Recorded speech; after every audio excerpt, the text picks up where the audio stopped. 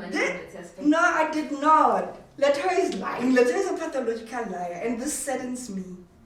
I've just explained to you how I met Letoya. When I met Letoya, Letoya had recently broken up with the baby daddy, right? They owed rent where they were staying, so they were locked out of the property. Without the child's belongings, without Letoya's belongings, Letoya had nothing. She had moved back to her grandmother's house. I was still with the department, earning more money than I needed. I had a paid up car.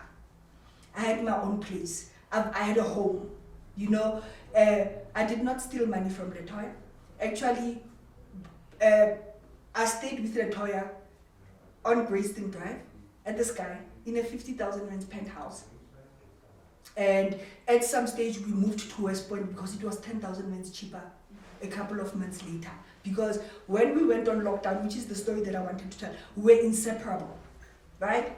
She was at home, and we decided, so that I am with her, I must move in with her. So we moved in together, right? I was fully responsible for everything. The first time I started dating Letoya, she had nothing. The first thing I ever bought Letoya in my life was napkins and milk for her child, because the child didn't have it. But I could see she's got pride and she's going through a lot. So I said to the cousin, the one who told me, my friend, she's deeply in love with me, I can see Letoya is not okay.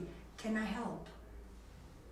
And the cousin was just like, no, Letoya doesn't want to talk about. After that second week in the relationship, after the meeting, she said, yeah, Lebo, you know, the situation is bad. Can you just assist with napkins for the child and milk for the child? And I said, you know, clothing, da da da da da da. This is when I started shopping for Letoya. I started shopping for the baby. I took care of Letoya. Letoya went back to work a couple of months that we were together at Generations. Letoya's salary would not fit my lifestyle. Letoya's money could not afford me. She came with a lot of responsibilities. She came with a lot of debts from her previous relationships. Yeah, she had a lot of backlog. She's got family to take care of. Letoya had responsibilities. I'd never steal money from Letoya. I'd never stolen money from Letoya. I will tell you of an incident that has happened, which is why earlier on I said to you, I want to come back and tell you the story about the blankets. Once again, files for days, right? So, what happens in January after I kick Letoya out of the house is, soon after, we get an order ya dikobo, right? And at this point, I've already blocked her, by the way. I'm not talking to her or anything, right? So when did you officially block her? When did you officially decide to stop the relationship? You know, Letoya, it was on the first when she left.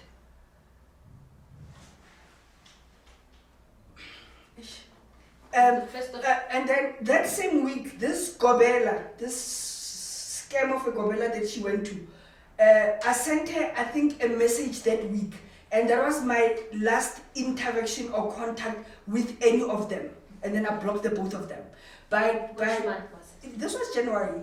By the first week of January, I knew, because there was her and her. I kicked her out with the Matwasanis.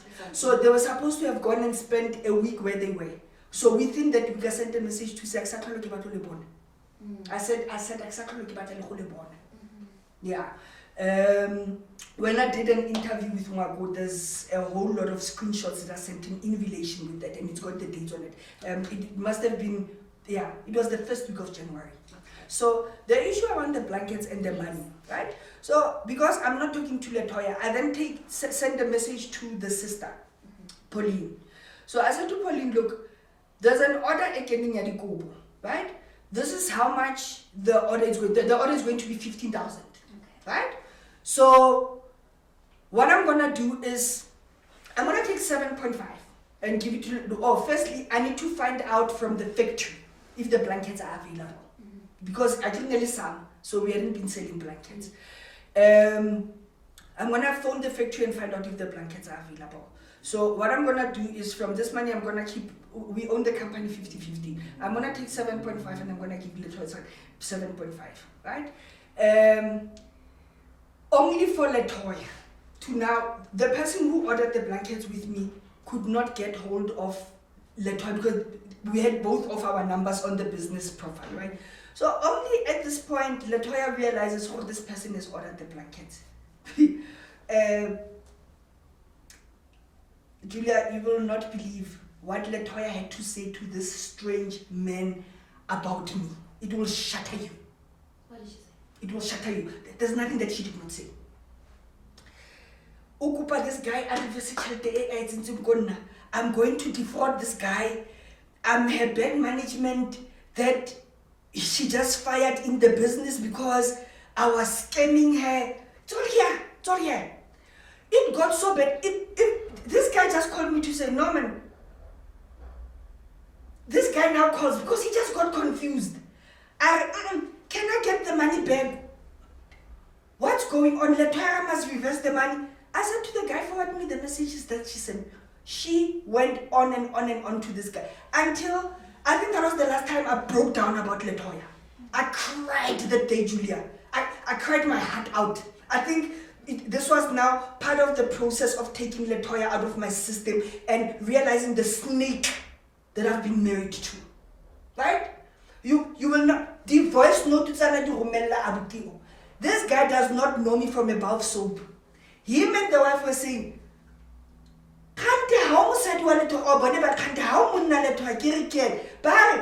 does she say this about you? How possible? They were traumatized.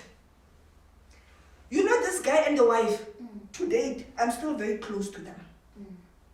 They at some point said, guys, we've got a network of couples.